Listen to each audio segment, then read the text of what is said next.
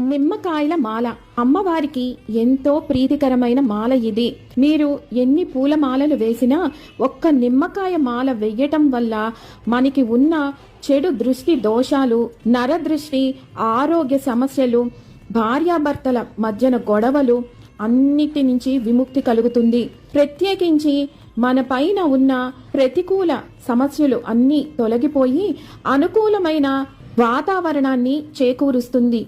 ఈ మాలను ఎవరైతే మంగళవారం, శుక్రవారం రాహుకాల సమయంలో అమ్మవారికి సమర్పిస్తారో వారికి గల ధర్మబద్ధమైన కోరికలు అన్నీ కూడా అతి శీఘ్రంగా నెరవేరేటట్టు చేస్తుంది ఆ తల్లి.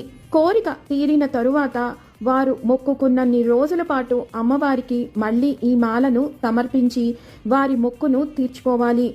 నవరాత్రి రోజులలో అమ్మవారికి సమర్పిస్తే ఫలితాలను శీఘ్రంగా అందుకుంటారు.